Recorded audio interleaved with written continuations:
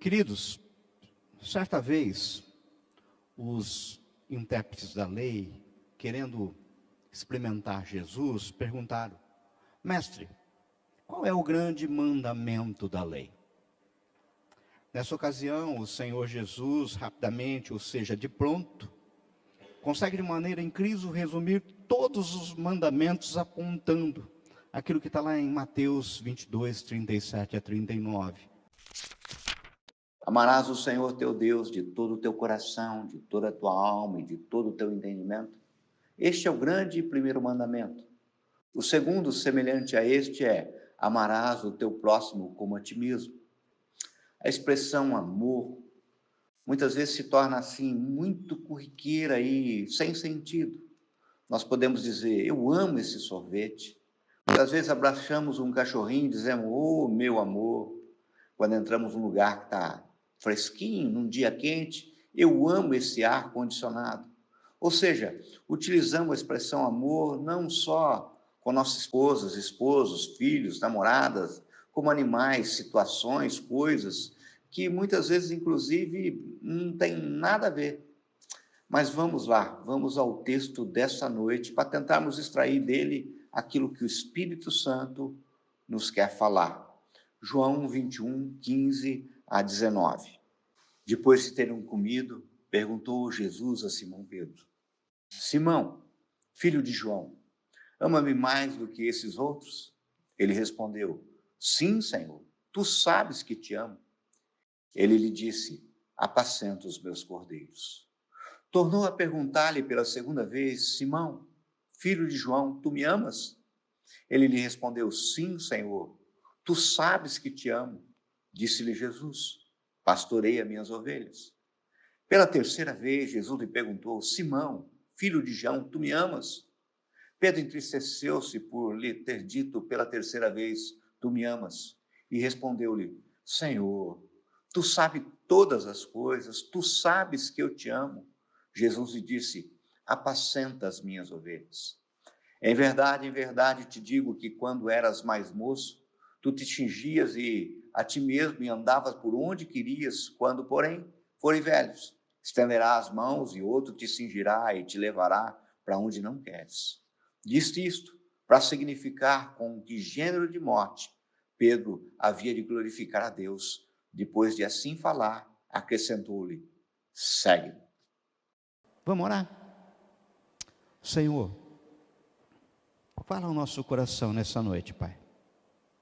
Induna-nos com a Tua graça. Proclamamos liberdade do Teu Santo Espírito entre nós. Nós não queremos sair daqui do jeito que chegamos, mas transformados, Senhor meu Pai, pela Tua palavra. Nós oramos em nome de Jesus. Pedro é um personagem fantástico, um apóstolo de certa forma carismático, que não preocupava muito com o que os outros iam pensar dele. Pedro era, como poderíamos dizer, era um intenso, ele chegava a ser escandaloso, sabe, na sua entrega a Jesus. A gente poderia falar assim, Pedro era um homem exagerado. Note, se nós olharmos os evangelhos, veremos que Pedro percebeu a singularidade de Jesus de plano, nos primeiros contatos que teve com Cristo. Pedro foi um homem que abraçou os valores de Jesus sem reservas. Pedro era um homem que dizia amar Jesus a ponto de morrer juntamente com ele.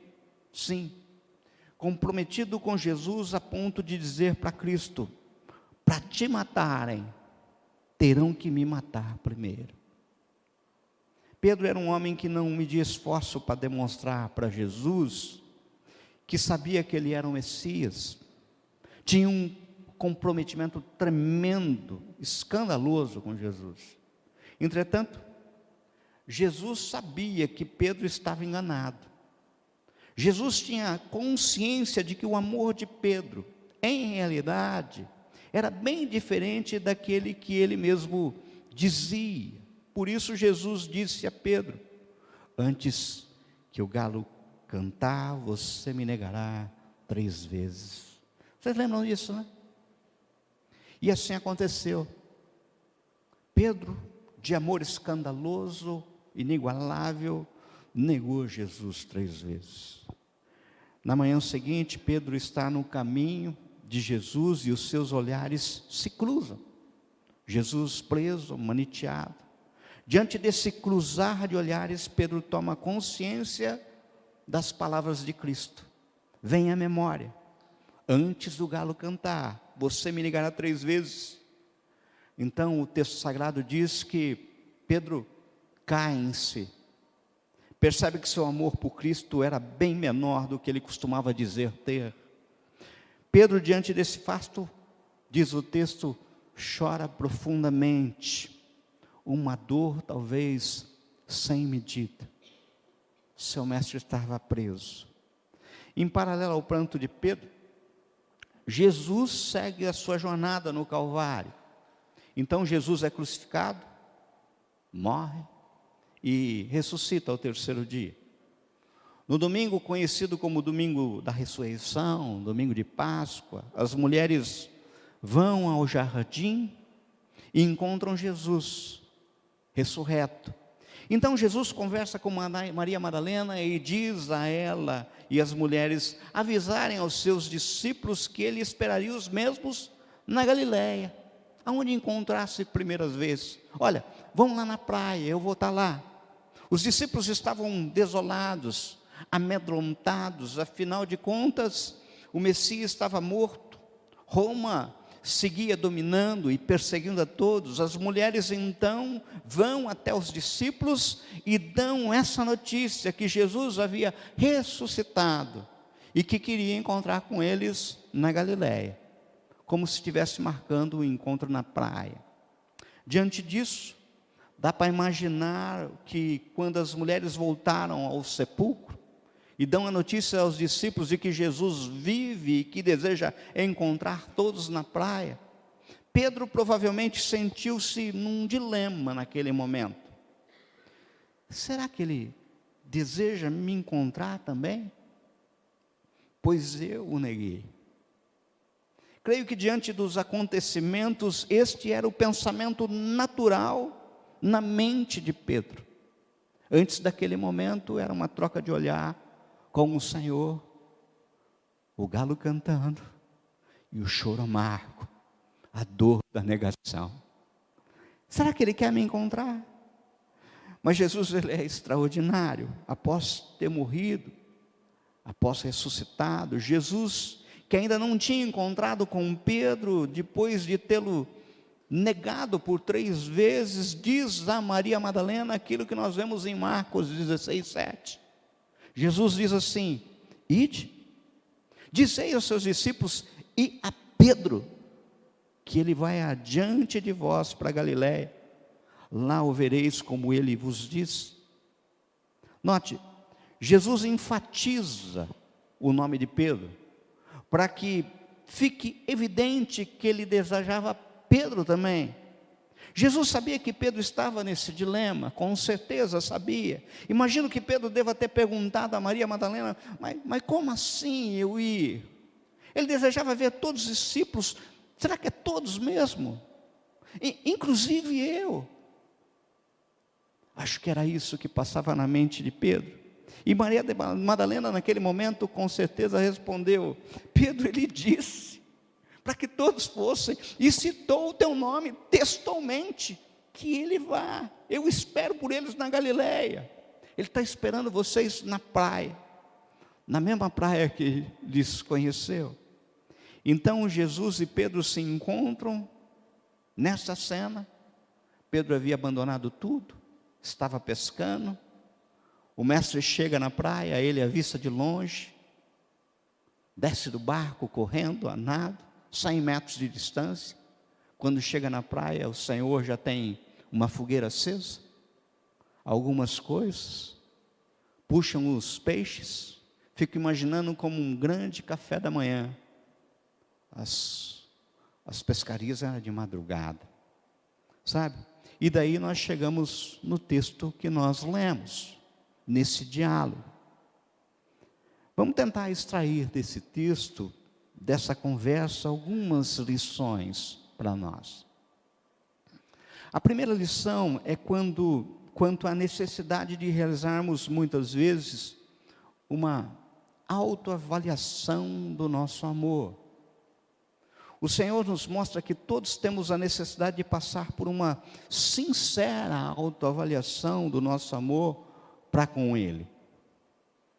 Ora, por que o Senhor pergunta por 3 vezes sobre o mesmo assunto? Você já se perguntou isso? Analisem comigo. Na verdade, Jesus não precisava perguntar acerca de coisa nenhuma, pois após a ressurreição, lhe foi devolvido todos os atributos divinos, inclusive da onisciência. Perguntar para quê? Sobre algo que ele já sabe. Ele é Deus, ele sabia. O atributo da onisciência do qual Cristo se despira temporariamente e voltar a operar na plenitude da sua vida. Então ele sabia todas as coisas, e ainda assim questionou Pedro. Concluímos então que ele fez não por necessidade de resposta, mas para conduzir o apóstolo amado a uma sincera autoavaliação. A avaliação não era de Cristo, a avaliação era de Pedro. Creio que o que o Senhor queria era justamente isto: levar Pedro a olhar para dentro de si mesmo e reconhecer onde estava ele em relação ao seu amor por Cristo. Amados, muitas vezes podemos até nos enganar com o nosso julgamento sobre o quanto amamos ao Senhor. O profeta Jeremias declarou pelo Espírito Santo assim, em Jeremias 17:9: enganoso é o coração, mais do que todas as coisas, e desesperadamente corrupto, quem o conhecerá? O nosso coração é enganoso, nós caímos em ciladas, nas próprias ciladas. Vemos isso de forma específica na vida do apóstolo Pedro. Ele achava que o seu amor por Jesus era muito maior do que aquilo que veio a demonstrar depois. Ora, mas como isso? Pelas promessas que fez, é fácil a gente ver. Promessas que não cumpriu. Percebemos que ele estava enganado acerca do amor que achava ter pelo Senhor. Olha como Marcos registra bem o amor que Pedro declarava. Marcos capítulo 14, verso 27 a 31, diz assim: então lhe disse Jesus: todos vós vos escandalizareis, porque está escrito: ferirei o pastor, as ovelhas ficarão dispersas. Mas depois da minha ressurreição, irei adiante de vós para Galiléia. Disse-lhe Pedro: ainda que todos se escandalizem, eu jamais. Respondeu-lhe Jesus: em verdade te digo que hoje, nesta noite, antes que 2 vezes cante o galo, tu me negarás 3 vezes. Mas ele insistia com mais veemência: ainda que me seja necessário morrer contigo, de nenhum modo te negarei. Assim, inclusive, disseram todos. Ainda que todos escandalizem, eu jamais. Você percebe a mentalidade de Pedro? Você percebe aquilo que saiu dos lábios dele? Ele se achava tremendamente fiel ao Senhor, mas estava prestes a descobrir que era tudo o que ele pensava ser, mas não era. E embora nosso enfoque esteja em Pedro, que se achou melhor que os outros, percebam que todos os discípulos, à exceção do traidor, acreditavam que poderiam morrer por Jesus. Eles realmente acreditavam em sua espiritualidade, na sua fidelidade.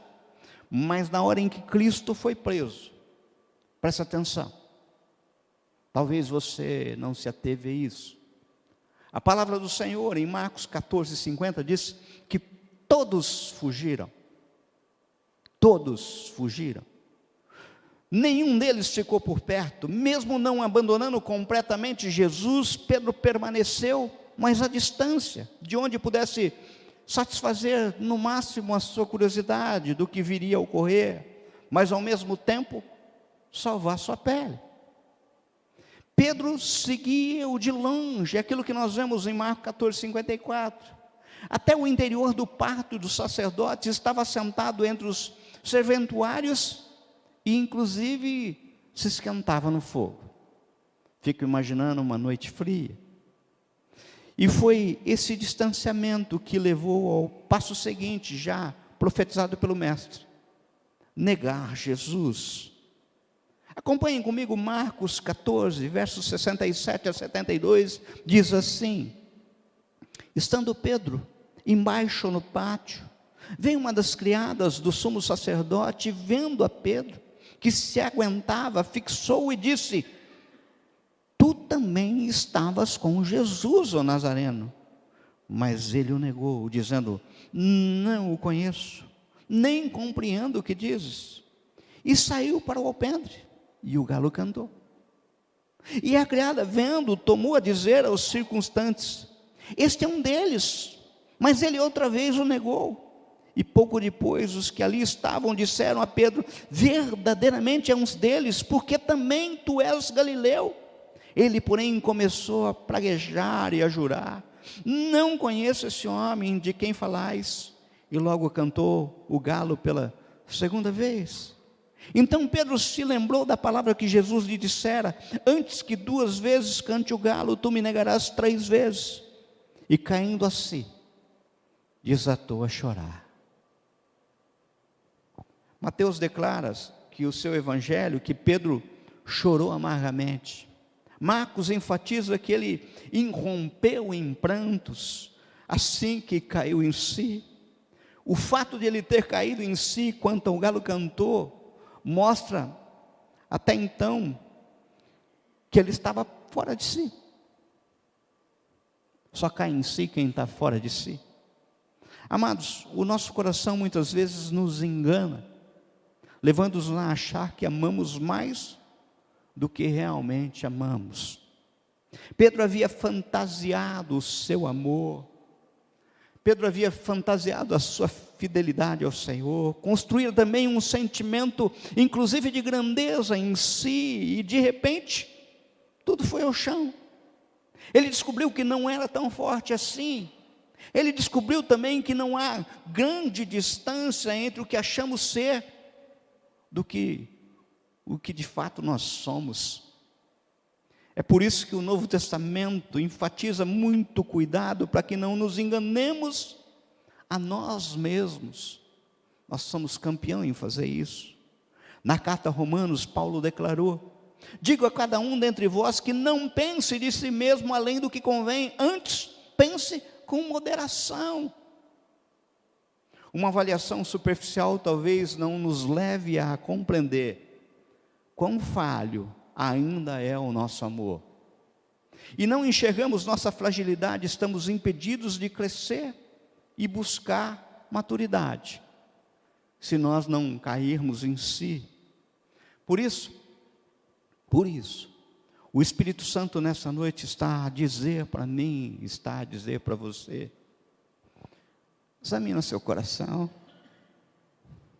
Ou seja, peça ao Espírito Santo que lhe mostre onde você realmente se encontra quanto ao amor que você cantou agora há pouco. Todos cantaram, mas aonde está? A segunda lição consiste em entender que o nosso amor, ele pode crescer. Se bem observarmos o texto, veremos que podemos destacar alguns aspectos de suma importância. Veja, como já observamos, antes Simão Pedro achava que amava o Senhor Jesus, a ponto de dar a sua vida por ele. E de repente veio a descobrir que não era tudo o que pensava ser.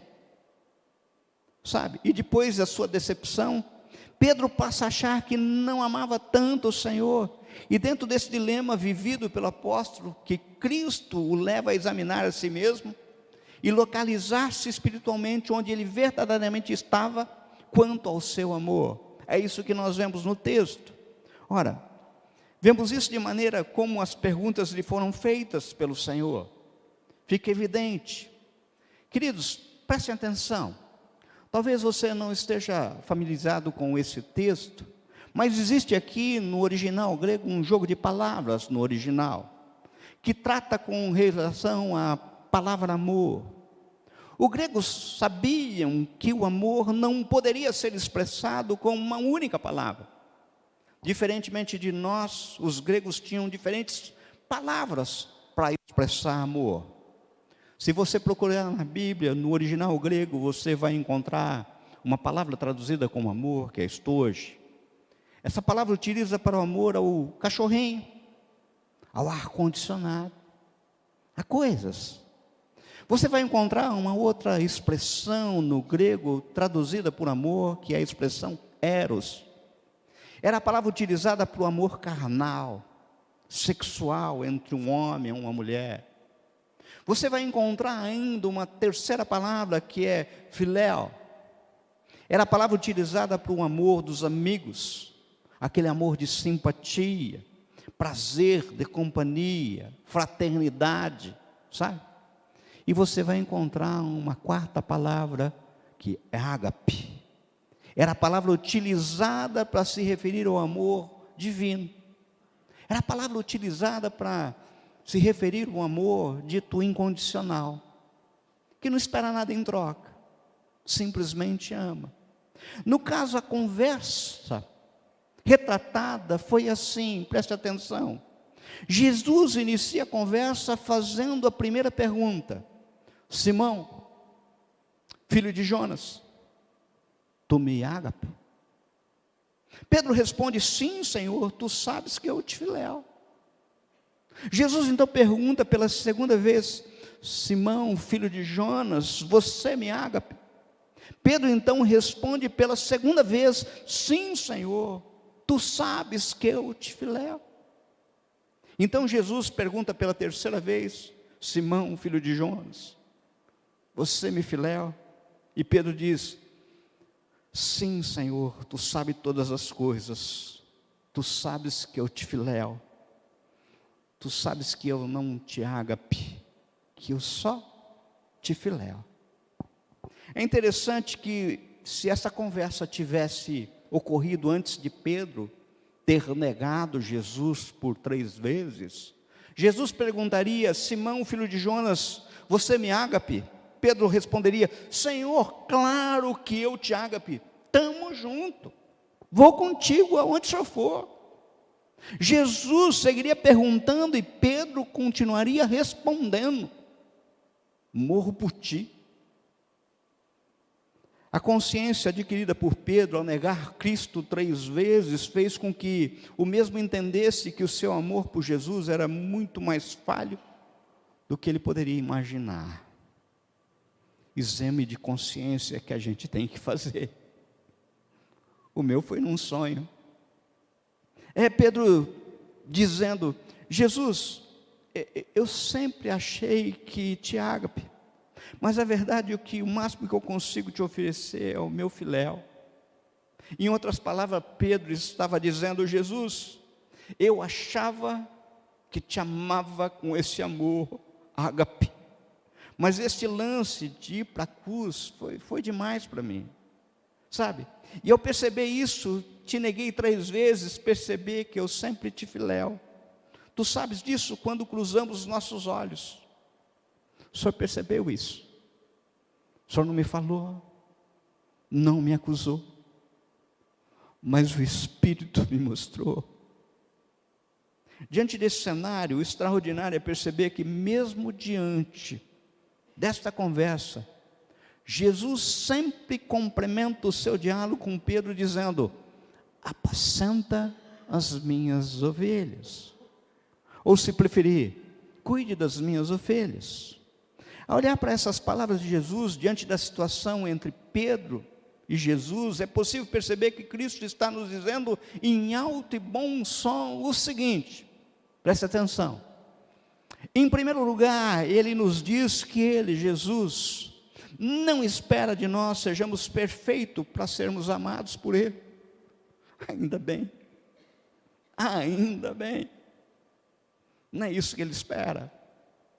Quando Jesus chega para você e te pergunta: você me ágape? Não é preciso ter medo de dizer: Senhor, tu sabes que eu no máximo te filéu. Sabe? Quem de nós conseguiria responder: você me ágape? De Jesus. Eu fico imaginando, sabe? Jesus, eu infelizmente só te filéu. Não consigo me perdoar nem o vizinho. Como eu posso dizer que seria capaz de morrer por ti? Não consigo vencer uma mentirinha aqui e acolá. Como é que posso dizer que eu morreria por ti? Eu sou vencido pelas latas de cerveja, muitas vezes no final de semana, que me embebedam. Como é que eu posso dizer que eu vou morrer por ti? Eu não sou capaz de vencer o meu ego. Como é que eu posso dizer que eu morreria por ti? Sabe? Não consigo perdoar meu pai, eu não consigo perdoar minha mãe, meu irmão, minha esposa. Como eu vou dizer que morro por ti? Não consigo nem dizer não, muitas vezes, para dinheiro sujo. Como é que eu vou dizer que morro por ti? Senhor, esse papo de que temos de andar, dar outra face, a mão que nos esbofeteia, é demais para mim, sabe? Que temos que caminhar mais uma milha quando alguém me obriga, que temos que perdoar 7 vezes 70, sabe? Tudo isso é meio ágape demais, sabe? Então, em sã consciência, eu posso dizer: eu tenho por ti filéu. E olha, Senhor, trazendo para o português, um filéuzinho, bem pequenininho. O Senhor sabe quanto eu desejo que aquela pessoa que fez mal para mim morra. E o Senhor vem me perguntar se eu te ágape, se eu morreria por você. Você já se fez essa pergunta? Mas o incrível mesmo é que, diante de uma resposta dessa, com certeza ouviríamos do Senhor: apacenta minhas ovelhas. Mesmo você falando todas as conjecturas que eu coloquei aqui, e que muitas vezes estão enraizadas no meu coração, no coração de vocês, daquele que me ouve em casa, o Senhor ainda olharia para você e dizia: apacenta as minhas ovelhas. Isso quer dizer que, assim como no caso de Pedro, o nosso amor imperfeito a Jesus é suficiente para Ele. Jesus, para que Ele inicie um relacionamento conosco a ponto de transformar esse amor de glória em glória, no mais perfeito possível, porque é isso que o Evangelho promete. Entenda de uma vez por todas, meu querido, minha querida, o nosso amor imperfeito é suficiente para Deus, no sentido de que Ele pode transformar esse amor de filéu em ágape, conforme Ele, Jesus, vai caminhando com a gente concorda em caminhar com o Senhor. Jesus acolheu Pedro, mesmo sabendo que o seu amor era imperfeito, mesmo sabendo que Pedro só poderia oferecer o amor que nega, que tem medo, que tem pavor. Quem de nós tem ágape a oferecer ao Senhor Jesus? Note, o amor imperfeito de cada um de nós se torna suficiente para Jesus quando temos consciência de que nosso amor por Ele é imperfeito. Quando podemos dizer em total liberdade, sem máscara, de coração aberto: Jesus, eu lamento muito, eu já acreditei mais no meu amor, mas hoje eu me sinto tão pequeno. Entenda, querido, o ponto de partida de reconhecer que o nosso amor por Deus é imperfeito, só quem tem essa consciência é capaz de dar vazão ao Espírito Santo para que Ele possa transformar esse amor. Em segundo lugar, Deus deseja nos dizer em alto e bom som que aceita o nosso amor imperfeito. Sabe quando? Quando nós lamentamos muito o fato de sabermos que não podemos oferecer a Ele um amor ágape. O lamento de Pedro ao cruzar os olhos com Jesus, após negá-lo por 3 vezes, ele foi profundo. Jesus sabia disso, Jesus viu que Pedro sentia muito por não poder oferecer o amor que esperava. Ficou profundamente triste, tanto que diz os textos sagrados que ele chorou amargamente. Fico tentando imaginar a dor de Pedro. Aquele que chorou pela traição foi e se enforcou. Esse chorou uma dor de uma negação. Amados, existe uma lição muito importante aqui. Preste atenção. Quando nós descobrimos que não somos perfeitos e que não podemos ser perfeitos, não podemos ficar na zona de conforto e se entregar a essa imperfeição. Temos que nos esforçar ao máximo e assumir os valores que Jesus em nossas vidas. Entenda, a profunda consciência de que jamais seremos perfeitos a ponto de poder oferecer ágape a Deus, deve andar de mãos dadas com uma profunda tristeza que essa consciência provoca em nosso ser. Sabe, é aquele sentimento de um santo inconformismo. Eu sou inconformado com o pouco que eu ofereço a Cristo. Eu sou profundamente inconformado, porque Ele merecia muito mais. Muito mais. Agora tem um alerta. Consciência de erro não é a mesma coisa que arrependimento. Lamento pelo pecado não é a mesma coisa que arrependimento. Arrependimento sempre vem acompanhado de vergonha profunda, mas de mudança, de transformação. É possível imaginar quando Jesus perguntou a Pedro: Pedro, você me ágape? Pedro, envergonhado, não tendo coragem sequer de olhar para os olhos de Jesus e dizendo: tu sabes que eu te filéu. Eu acho que esse sentimento de vergonha que tomou conta de Pedro neste momento é o exercício de transformação do Espírito. Deus procura gente sincera de coração, gente íntegra, gente que sabe que é pecadora, gente que sabe que é imperfeita, mas que é sincera de coração, que é íntegra e que não está acomodada com o pecado. Ao contrário, não se conforma. Hoje somos Pedro, sabe? Queridos, em sã consciência, já negamos Jesus por mais de 3 vezes. Por gestos, atitudes e pensamentos, já negamos. Por coisas que fizemos, já negamos. Pode ser que o nosso olhar já tenha se cruzado com o de Jesus. Pode ser que a gente esteja com Ele sentado na praia e Jesus está nos perguntando: Pedro, você me ágape? André, você me ágape? Christian, você me ágape? Luciano, você me ágape? Fernando? Está correndo os olhos e perguntando: Felipe, você me ágape?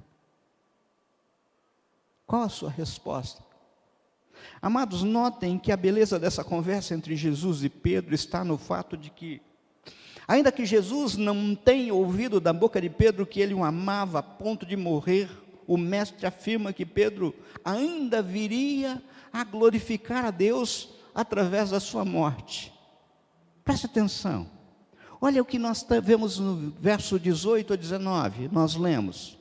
Diz lá, ó: na verdade te digo que quando eras mais moço, te cingias a ti mesmo e andava por onde querias.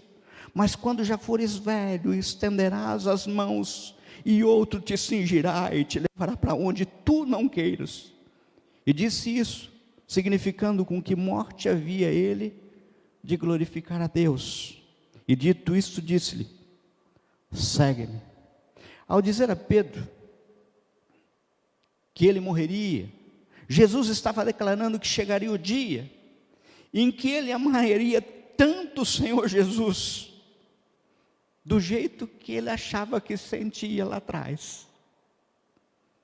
E nessa promessa de que Pedro daria sua vida por ele, Jesus declarou até mesmo que tipo de morte ele receberia: crucificação.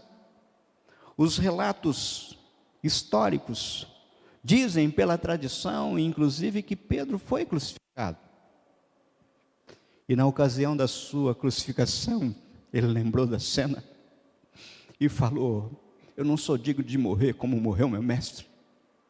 E pediu para ser crucificado de cabeça para baixo. Ele tinha o seu amor transformado. Eu poderia simplesmente parar por aqui, mas o Espírito me impulsiona aí, um pouquinho além,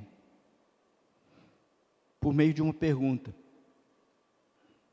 como expressar o meu amor por Jesus, a ponto de um dia ele ser transformado em ágata? Talvez seja essa pergunta que esteja na mente de vocês agora, no coração de vocês. Como? Ora, queridos, bem sabemos que o verdadeiro amor não se limita apenas a palavras, mas se expressa em ações. O apóstolo João escreveu acerca disso. Primeira carta de João, capítulo 3, verso 17 e 18, ele diz assim, presta atenção: mas aquele que tiver bens no mundo e vier seu irmão em necessidade e fechar-lhe o seu coração, como permanece nele o amor de Deus? Filhinhos, não amemos de palavra, nem de língua, mas por obras e em verdade. Em outras palavras, João estava dizendo que só falar de amor ao irmão é fácil, mas temos de que demonstrar as nossas obras, a veracidade daquilo que nós falamos. Nossas ações devem fazer coro com as nossas afirmações. Aquilo que eu falo aqui, aquilo que eu professo aqui, aquilo que eu canto aqui, tem que ser verdade lá fora. Tem que ser verdade na minha casa, tem que ser verdade no meu lar. E isso não apenas no que tange o amor ao próximo, mas principalmente no que diz respeito ao nosso amor ao Senhor. Só declaramos e cantamos acerca desse amor não é suficiente. O Senhor Jesus protestou a respeito disso. Vocês lembram quando ele repetiu aquilo que está lá em Isaías? Respondeu bem, profetizou Isaías a respeito de vós. Vocês muitas vezes são hipócritas, como está escrito: este povo honra-me com os lábios, mas o seu coração está longe de mim. Em vão me adoram. O que o Senhor está falando é o seguinte: se você vier um domingo e cantar hinos de adoração a mim, e professar o meu nome em alto e bom tom, para que todos vejam, mas isso não for realidade lá fora, isso não for realidade no teu lar, isso não for realidade na tua vida, na tua escola, no teu trabalho, não tem sentido, sabe? O Senhor diz assim: em vão me adoram. Não adianta ter uma declaração de amor nos lábios e o coração, a atitude não anda em harmonia. O amor deve expressar por meio de ações. Na conversa de Jesus com Pedro acerca do amor ao Senhor, nós vemos algo interessante. Depois de cada pergunta do mestre, com consequentes respostas e afirmações do amor de Pedro, o Senhor pediu para que ele apacentasse as suas ovelhas. Por quê? Você já perguntou por isso? Por que será? Porque quem ama, trabalha. Quem ama, investe. Quem ama, tem atitude. Quem ama, tem comportamento. Eu vou concluir. Sabe, amados, é muito comum, quando a gente pergunta para uma plateia se sabem o que é amor, a grande maioria afirmar que amor é um sentimento. Já ouvi muitas vezes isso. Acontece que quem afirma isso está profundamente enganado.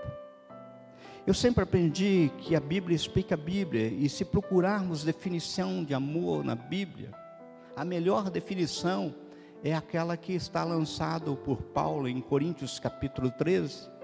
Virou canção, todos sabem, decor. Lá o autor sagrado diz assim: ainda que eu fale a língua dos homens e dos anjos, se não tiver amor, serei como bronze que soa, ou como símbolo que retine. Ainda que eu tenha o dom de profetizar e conheça todos os mistérios e toda a ciência, ainda que eu tenha tamanha fé, a ponto de transportar montes, se não tiver amor, nada serei. E ainda que eu distribua todos os meus bens entre os pobres, ainda que entregue o meu próprio corpo para ser queimado, se não tiver amor, nada disso me aproveita. Daí, o autor, a partir do verso 4 até o 7, ele de fato define amor, traduz para nós. Ele diz assim: o amor é paciente, é benigno. O amor não arde em ciúmes, não se ufana, não se soberbece, não se conduz inconvenientemente, não procura os seus interesses, não se exaspera, não se ressente do mal, não se alegra com injustiça, mas regozija-se com a verdade. Tudo sofre, tudo crê, tudo espera, tudo suporta. Eu não sei se vocês perceberam, cada uma dessas afirmativas, do verso 4 ao 7, do que o amor é, o que vemos não tem nada a ver com sentimento. O que nós vemos aqui são atitudes, são posturas. Ninguém tem um sentimento, sabe? Um sentimento de paciência. Não existe isso, sabe? Sentimento de não se sentir-se do mal, sentimento de regozijar-se com a verdade, sabe? Com certeza é por isso que o Senhor Jesus disse que devemos amar os nossos inimigos, e inclusive orar por eles. Perceba que se fosse sentimento, ordem de Jesus, seria absolutamente impossível de ser cumprida. Porque eu desafio a vocês, diga você aqui, quem aqui controla sentimento? Eu sou doido para aprender. Você pode dar um sorrisinho amarelo para fingir que está alegre, mas isso não muda o teu íntimo se você está triste. Sentimento é incontrolável. Jesus não iria dar uma ordem a seus servos para ser cumprido em algo que ele não conseguiria cumprir. Amor não é sentimento, amor é atitude, amor é a postura. Portanto, guarde uma coisa, meu querido, minha querida: o amor é o que o amor faz. Amor é o que amor faz. Como naquela praia, a cena se repete nessa noite. Ele vem em busca daqueles que muitas vezes estão perdidos em seus sentimentos, e vem em nossa busca estar dirigindo uma pergunta para mim, para você nessa noite, olhando para nós e perguntando assim: você me ama? Deus procura gente sincera de coração, gente íntegra, gente que sabe que é pecadora, que é imperfeita, mas que é sincera de coração, que é íntegra e não está acomodada no pecado. Gente que quando diz que ama a esposa, tem atitude de amor. Gente que diz que quando ama o pai, a mãe, tem atitudes que demonstram isso. Não é da boca para fora, é muito mais que o proclamar, é postura. Hoje somos Pedro, já negamos Jesus por diversas vezes, bem mais que 3. Pode ser que o nosso olhar já tenha se cruzado com Jesus no passado, ou está cruzando com Jesus agora, nesse momento. Pode ser que a gente esteja com Ele, sentado na praia, Jesus está perguntando para mim e para você: você me ágape? Qual a tua resposta? João 3,18: devemos amar não em palavras, nem com a língua, mas em ações e em verdade. Vamos orar? Feche os seus olhos. O pessoal do louvor vai vir aqui. Senhor, olha para nós. Tão pequenos, tão falhos. Pai, se eu num sonho, Senhor, fui apertado, estrangulados os meus sentimentos, Senhor, meu Pai. E eu sei, Senhor, que haverá um dia que eu estarei perfeito. O teu evangelho é muito estranho, porque traz um pregador no púlpito que fala para os outros que o que vê neles é a morte, para que Jesus viva.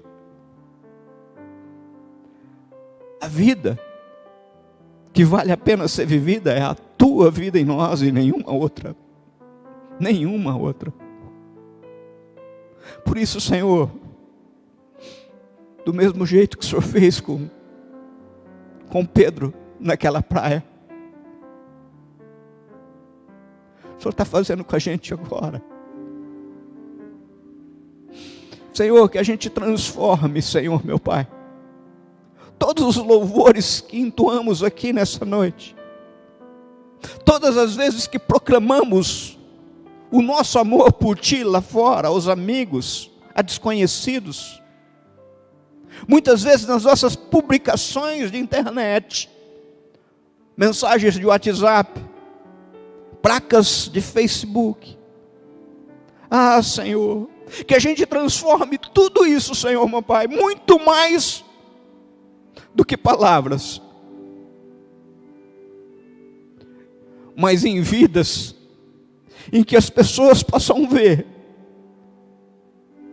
pessoas que vivem por Ti, que morrem por Ti, que não Te proclamam pura e simplesmente da boca para fora, mas vivem um amor profundo por Ti. Todos os Seus discípulos, Senhor, meu Pai, à exceção de João, foram martirizados, Senhor. E quantos outros, Senhor, meu Pai, morreram em arena, Senhor, devorado por feras. Quantos, Senhor, meu Pai, queimaram, Senhor, em cruz, estacas. A história conta que numa noite, mais de 10.000 cruzes espalhadas em Roma. Senhor, quando eu vejo essas pessoas e essa história, não tem como eu não me envergonhar,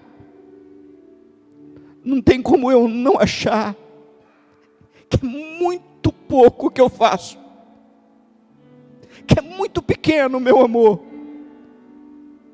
Por isso, Senhor, transforma isso, Pai. O Senhor disse uma palavra a Pedro: segue-me. Senhor, eu sei que o Senhor está falando isso para mim, o Senhor está falando isso para a tua igreja, o Senhor está falando isso para todos que estão aqui. Senhor, meu Pai, que nenhum impedimento venha para que nós possamos segui-lo. E os impedimentos que vierem, Senhor, meu Pai, sejam vencidos na Tua força. Nós oramos em nome de Jesus. Amém?